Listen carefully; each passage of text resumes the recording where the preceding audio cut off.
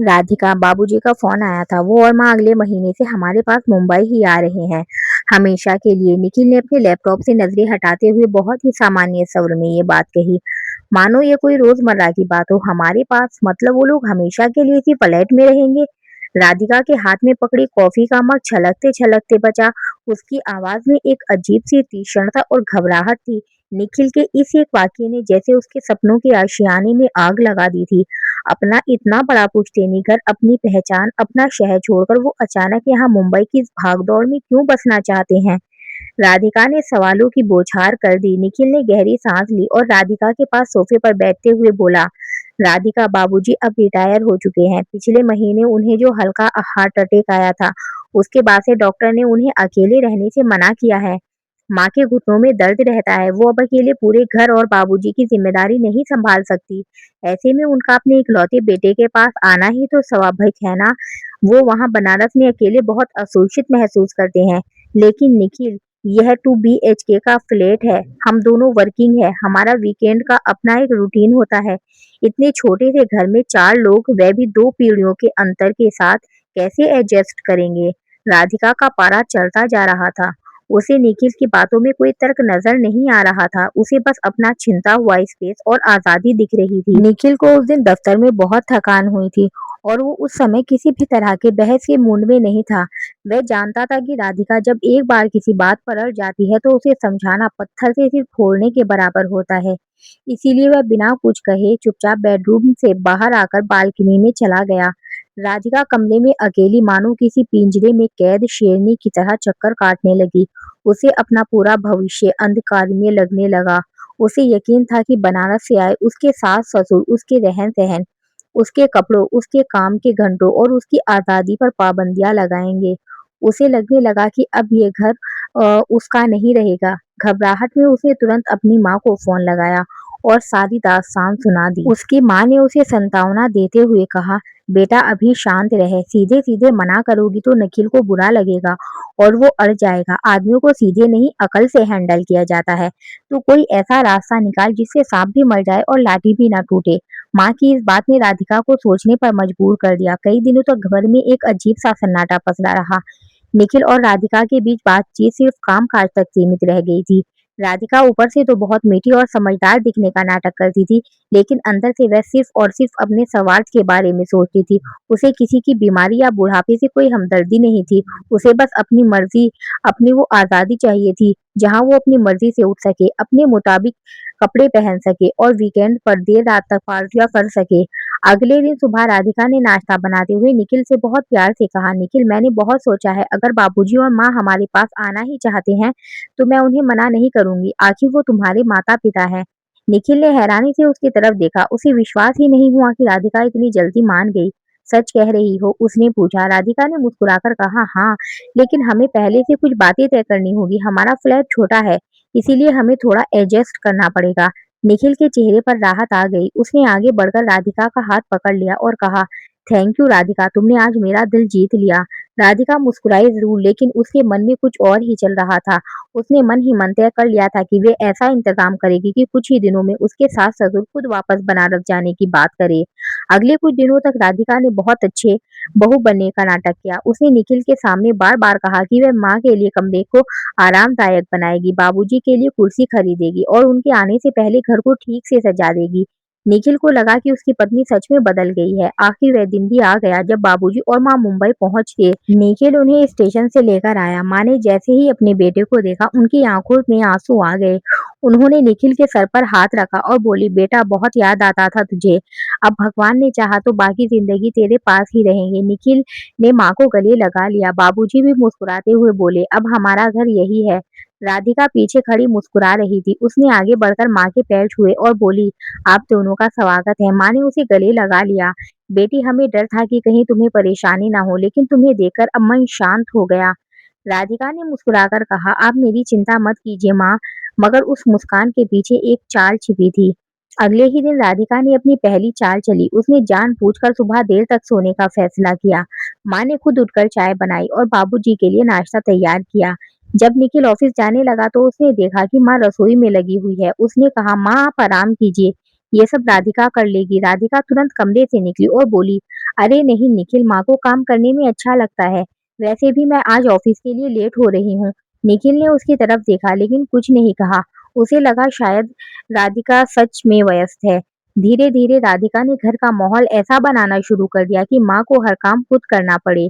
कभी वह ऑफिस का बहाना बनाती, कभी मीटिंग का, कभी दोस्तों के साथ बाहर जाने का। लेकिन एक चीज उसे परेशान कर रही थी, उसकी सास चुप रहने वाली महिला थी। वह ना तो शिकायत करती, ना किसी से कुछ कहती, बस सब देखती रहती। एक रात राधिका अपनी सहेली से फोन पर बात कर रही थी। वे कह रही थी, तुम सोच भी नहीं सकती मेरी जिंदगी खराब हो गई है। अब हर चीज में माँ बाबूजी को जवाब देना पड़ता है। मैं तो बस चाहती हूँ कि किसी तरह ये लोग वापस चले जाए। राधिका को पता नहीं था कि कमरे के बाहर माँ खड़ी थी। उन्होंने सब सुन लिया था। उनके हाथ से दूध का गिलास था जो धीरे से कांपने लगा। वह बिना कुछ कहे वापस कमरे में चली गई। उस रात उन्होंने बाबूजी से कहा, हमें यहाँ नहीं रहना चाहिए। बाबूजी ने हैरानी से पूछा, क्यों? निखिल तो बहुत खुश है। माँ ने आंखें पोंछते हुए कहा, बेटा खुश है लेकिन बहू खुश नहीं है। मैं अपने बेटे की जिंदगी में बोझ बनकर नहीं रहना चाहती। बाबूजी कुछ देर चुप रहे, फिर बोले, हम वापस चले जाएंगे लेकिन पहले निखिल से बात करेंगे। अगले दिन बाबूजी ने निखिल को अपने पास बुलाया। बेटा, हमें लगता है कि हम कुछ दिन बाद वापस बनारस चले जाए। निखिल के पैरों तले जमीन खिसक गई। लेकिन क्यों बाबूजी? डॉक्टर ने आपको अकेले रहने से मना किया है। बाबूजी ने मुस्कुराकर कहा, अब हमें अपनी चिंता नहीं है। बस हम नहीं चाहते कि हमारी वजह से तुम्हारा घर टूटे। निखिल ने तुरंत राधिका की तरफ देखा। राधिका ने मासूम बनते हुए कहा, बाबूजी मैंने कब कहा कि आप जाइए? आप तो गलत समझ रहे हैं। बाबूजी ने उसकी तरफ देखा और बहुत शांत स्वर में बोले, बेटी कुछ बातें कहने की जरूरत नहीं पड़ती, इंसान का व्यवहार ही सब बता देता है। राधिका का चेहरा उतर गया लेकिन तभी बाबूजी ने अपनी जेब से एक पुराना लिफाफा निकाला और निखिल के हाथ में रख दिया। बेटा इसे पढ़ लेना, शायद इसके बाद तुम्हें फैसला लेने में आसानी होगी। निखिल ने लिफाफा खोला। अंदर बनारस वाले घर के कागज से। उसने हैरानी से पूछा, ये क्या है? बाबूजी बोले, जिस घर को तुम पुश्तैनी घर कहते हो उसे मैंने बेचने का फैसला कर लिया था। निखिल चौंक गया। क्या? बाबूजी ने कहा, हम तुम्हारे पास इसीलिए नहीं आए कि तुम्हारे घर पर कब्जा करें। हमने बनारस का घर इसीलिए बेच दिया क्योंकि डॉक्टर ने कहा था कि मेरी तबीयत को देखते हुए मुझे परिवार के पास रहना चाहिए। उस घर से मिलने वाली रकम से हमने तुम्हारे लिए मुंबई में बड़ा घर लेने की सोची थी। निखिल की आंखें भर आई। बाबूजी ने आगे कहा, लेकिन अब हमें लगता है कि हमने शायद तुम्हारी जिंदगी में दखल दे दिया। इसीलिए जो पैसा है वो तुम्हारे नाम रहेगा। तुम अपने लिए घर खरीद लेना। हम दोनों किसी छोटे से फ्लैट में रह लेंगे। राधिका के चेहरे का रंग उड़ चुका था।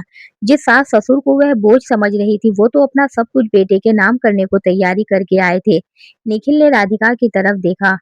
उसकी आंखों में गुस्सा नहीं बल्कि गहरी निराशा थी। तुमने मुझसे झूठ बोला राधिका। तुमने कहा था कि तुम्हें कोई परेशानी नहीं है। राधिका की आंखों से आंसू निकलने लगे। निखिल, मुझसे गलती हो गई। मैं डर गई थी कि मेरी जिंदगी बदल जाएगी। निखिल ने कहा, जिंदगी बदलने से डरना गलती नहीं राधिका, लेकिन अपने स्वार्थ के लिए उन लोगों का दिल तोड़ना गलती है जिन्होंने तुम्हारे लिए अपना पूरा जीवन लगा दिया। माँ चुपचाप खड़ी थी। उन्होंने राधिका के सिर पर हाथ रखा और कहा, बेटी हमें तुमसे कोई शिकायत नहीं। बस इतना याद रखना कि घर चार दीवारों से नहीं, लोगों से बनता है। और अगर अपनों के लिए थोड़ी सी जगह दिल में नहीं है तो घर से बड़ा घर भी खाली लगता है। राधिका फूट फूट कर रो पड़ी। वह माँ के पैरों में बैठ गई और बोली, मुझे माफ कर दीजिए। मैंने आपको समझने की कोशिश ही नहीं की। मुझे लगा था कि आप मेरी आजादी छीन लेगी, लेकिन आपने तो अपना सब कुछ मेरे पति और मेरे परिवार के लिए छोड़ दिया। माँ ने उसे उठाया और गले लगा लिया। उस दिन राधिका के अंदर कुछ सच में बदल गया। उसने पहली बार महसूस किया कि सास का मतलब हमेशा रोक टोक करने वाली महिला नहीं होता और बहू का मतलब हमेशा घर संभालने वाली मशीन नहीं। रिश्ते समझदारी और सम्मान से चलते हैं। कुछ महीनों बाद बाबूजी की तबीयत फिर खराब हुई। इस बार अस्पताल में उनके पास निखिल के साथ राधिका भी पूरी रात बैठी रही। डॉक्टर के बाहर आते ही राधिका सबसे पहले उठकर पूछने लगी, डॉक्टर साहब अब बाबूजी ठीक है ना? निखिल ने उसकी तरफ देखा। उसे अपनी वही राधिका दिखाई दी जो कभी अपनी आजादी के लिए परेशान थी, लेकिन अब किसी अपनों की सांसों के लिए पूरी रात जाग रही थी। बाबूजी ठीक होकर घर लौटे तो उन्होंने राधिका से कहा, बेटी एक बात कहूँ? राधिका मुस्कुराई। जी बाबूजी। उन्होंने कहा, उस दिन तुमने हमारा घर छोटा समझा था, लेकिन आज तुमने हमारे दिल में अपने लिए इतनी बड़ी जगह बना ली कि दुनिया का कोई घर उसे समा नहीं सकता। राधिका की आंखें भर आई। उसने बाबूजी का हाथ पकड़ लिया उस रात 4 लोग बालकनी में बैठे थे। मुंबई की रोशनी दूर तक चमक रही थी। निखिल ने मुस्कुराकर कहा, माँ अब तो आपको बनारस वापस जाने की जल्दी नहीं है ना? माँ हंसते हुए बोली, अब तो यही हमारा घर है। राधिका ने तुरंत कहा, नहीं माँ, ये सिर्फ आपका घर नहीं है, ये हमारा घर है। निखिल ने उसकी तरफ देखा और मुस्कुरा दिया। कभी जिस घर में 4 लोगों के आने से रिदिका को घुटन महसूस होती थी, उसी घर में अब उसे 4 लोगों की हंसी सबसे खूबसूरत लगती थी। उसे समझ आ गया था कि रिश्तों में जगह कम नहीं होती, बस दिल बड़ा होना चाहिए। और उस दिन से उनके घर में एक नया नियम बन गया, कोई किसी पर एहसान नहीं करेगा, कोई किसी की आज़ादी नहीं छीनेगा और सबसे ज़रूरी, कोई भी अपनी बात मन में दबाकर नहीं रखेगा। क्योंकि राधिका ने अपनी ज़िंदगी से एक बात सीख ली थी, अपनों को अपने घर में जगह देना मजबूरी नहीं, सौभाग्य होता है। रिश्तों में सबसे ज़रूरी चीज़ जगह नहीं, बल्कि समझ, सम्मान और अपनापन होता है। अपनों की मौजूदगी को बोझ समझने से पहले उनके त्याग और मजबूरियों को समझना चाहिए, क्योंकि कभी-कभी जिन लोगों से हम अपनी आज़ादी छीनने का डर रखते हैं, वही लोग हमारी ज़िंदगी की सबसे बड़ी ताकत बन जाते हैं। अपने विचार हमें कमेंट बॉक्स में ज़रूर बताएँ। कहानी पसंद आई है तो वीडियो को लाइक करें, चैनल को सब्सक्राइब करें और मिलते हैं एक नई कहानी के साथ।